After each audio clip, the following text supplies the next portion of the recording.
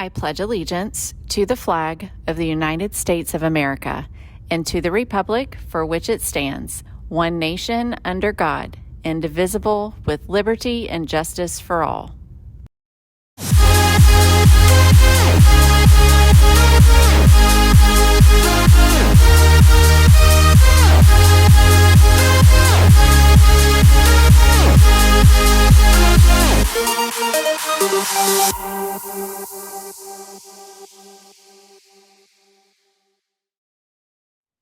Hey, Brahmas, welcome back. It is Monday, and man, it is the start of May this week, and look out. Our calendar is full over the next 4 weeks. So the first thing I want to talk about is our upcoming incentive for the sophomores who are taking their PM3 test this week. So PM3 testing is this Wednesday. I know normally we test on a Tuesday, but that's a state rule. So on May 1st, all sophomores are going to be taking the most important test this week. Put it that way. So every year, while you are going through school from third grade, second grade, all the way up, you are taking an ELA test. This test on Wednesday could be your very last one.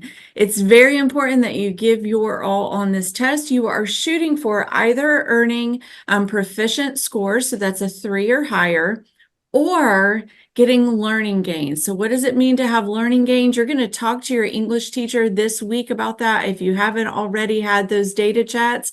But there are sub-levels to level 1s and level 2s. And as long as you're moving a sub-level, that means you're showing a year's growth. So we need you moving either a sub-level or earning proficiency on this test. And for every single one who does that, we have a treat plan for you. We're going to have a field day on May 17th, and that is for all sophomores who either score proficiency or who earn a learning gain for the school year. So just keep that in mind as you're preparing for that test this week. Dual enrollment students, your classes ended last week. So let's talk about logistics. We need you to still get on the bus and go to IRSC. That is your assigned class.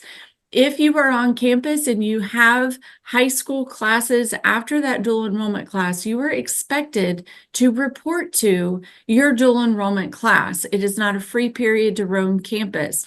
Everyone must be in the class to which they are assigned and on a roster.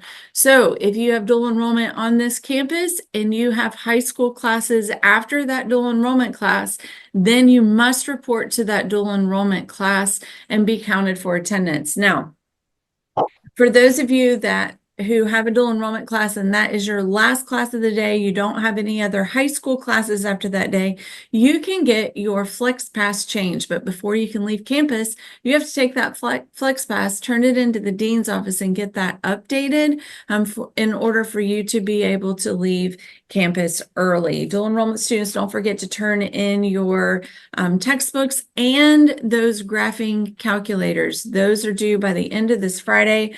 And the last thing I want to remind you is that this is the last week of that was last week. There was no tutoring this week. So you were not staying for tutoring. All of that ended last week. Good morning. I know Ms. Myers talked about our sophomore test for our PM3, but next week we have algebra, geometry, history, and biology. So just be aware that those dates are coming up. And if you're an AP student, if you haven't noticed what your date and time is for your AP exam, please look on College Board. But I know many of your teachers have already informed you if it's an AM or a PM exam. If you have a PM exam, some of those classes, those tests will last upwards of 3 hours.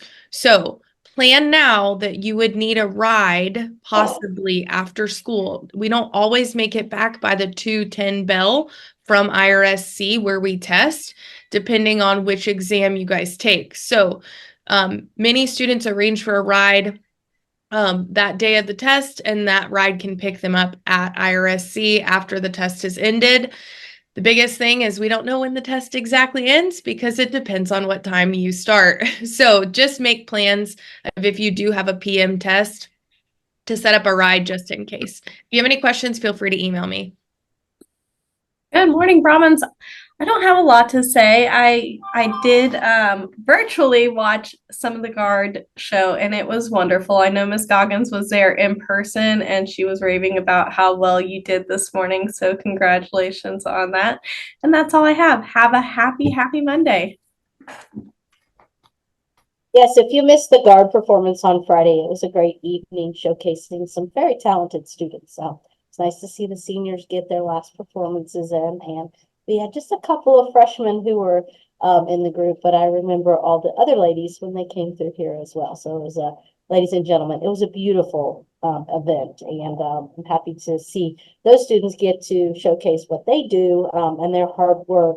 I believe the routine was third, I think, in their state performance. And so very nice event. Freshmen, just ditto most everything Miss Myers said for testing. It's not your last test, but it is very important for you as you look towards placement for classes next year. PM3, we will use that to determine students who need to be in reading support classes, and you submitted those scheduling forms to Mrs. Tedders. I think they took the last batch on Friday.